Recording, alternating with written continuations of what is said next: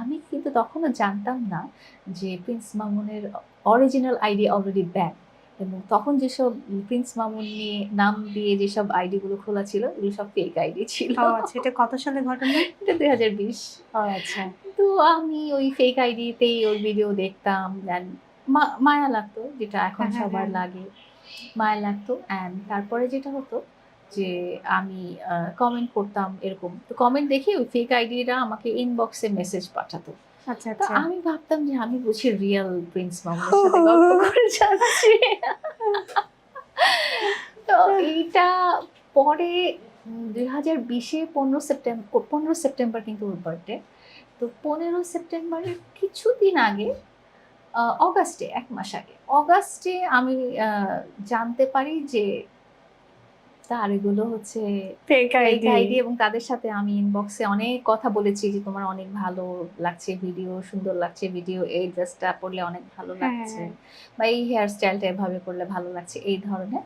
আ তারপরে পরে জানতে পারি যে ওর আইডি গুলো ব্যান, এবং ও অরিজিনালি তখন শুধু Instagram এ অ্যাক্টিভ। ও আচ্ছা, তখন আচ্ছা। Facebook অ্যাক্টিভ ছিল না। আচ্ছা, আচ্ছা। Instagram অ্যাক্টিভ, আর TikTok আইডি একটা আছে, বাট ওটাতে সে তখন ভিডিও আপলোড করতও না। আচ্ছা, ফেক আচ্ছা। আইডির সাথেই আমি প্রায় অনেক প্রেম দিন, শুরু হ্যাঁ, হলো, তাই প্রেম না? না, মানে ভালো লাগা। কথাবার্তা শুরু হলো। না, ভালো লাগার টাইপও কথা হয়নি তখন। আচ্ছা, মানে হাই আমার হ্যালো আমার মনে টাইপের। হয়েছে যে আমি যদি হুম, একটু ইন্সপায়ার করি, হুম, হুম। ওর হয়তো ভাল লাগবে। কারণ ও তো সারাদিন কাজই করে। তো কেউ যখন কাজের মাঝখানে একটু ইন্সপিরেশন দেয়, তখন হয়তো ওর মনটা ভালো থাকতে পারে।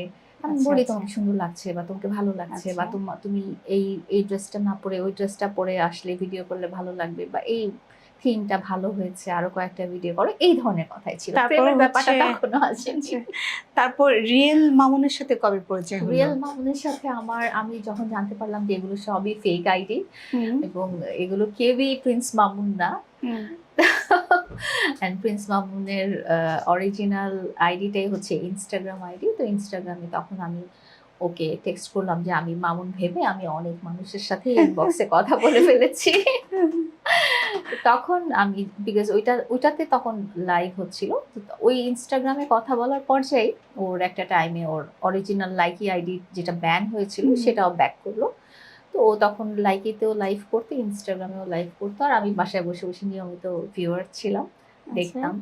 আ তারপরে দেখতাম যে ও যখন লাইভ করছে, ও বোর হয়ে যাচ্ছে। আমি যদি লাইভের মধ্যে কমেন্ট করতাম, ও হ্যাঁ, হ্যাঁ। একটু ইন্সপায়ার্ড হতো। আচ্ছা, ভালো আচ্ছা। ফিল করতো। আ তো আমি কমেন্টস করতাম। আমি দেখতাম না দেখতাম, সারারাত জেগে ও লাইভ করতেছে। আমি ধরেন ৪-৫ টা কমেন্টস করে দিতাম, "কেমন আছো? ভালো আছো কিনা? খাওয়া-দাওয়া করেছো কিনা? বা সুন্দর লাগছে", বা হার্ট ইমোজি দিতাম। পার্পল কালারের হার্ট ইমোজি দিতাম, আচ্ছা, সো আচ্ছা, দ্যাট আচ্ছা। তার তার দেখে ভালো লাগে। কারণ এই যে লাইভ আমরা করি, এটা আমাদের কাছে হয়তো টাইম পাস। বাট ওর কাছে এটা ছিল মিনস অফ আর্নিং হুম, মানি। হুম, হুম, সে যত লাইভ করবে, হুম। তাকে যত মানুষ আ কমেন্ট করবে, হ্যাঁ, ততই তার লাইক করবে। হ্যাঁ, ততই তার আর্নিং টা তত বেশি হুম, হুম। হবে। তো এটা কিন্তু তার কাছে তখন ওই জিনিসটা তখন কি মনে হচ্ছিল যে এটা আমার একটা কাজে যাওয়া। যেমন আমরা অফিসে গেলে সারা কাজ থাকুক না থাকুক ৯টা ৫টা বসে থাকতেই হবে। হুম, হ্যাঁ? ওর কাছে ওর কাজ থাকুক না থাকুক, ওর ৩ ঘন্টা লাইভে থাকতেই হবে। হুম, তো হুম। ওকে দেখতাম যে ড্রাউজি হয়ে যেত, বোরিং হয়ে যেত। আ কতক্ষণ আর মানুষকে এন্টারটেইন করা যায়? কতক্ষণ আচ্ছা, আর আচ্ছা। মানুষ ওর লাইভে থাকবে? তারপর তো ইন্সপায়ার্ড হতো হুম। এগুলো দেখে।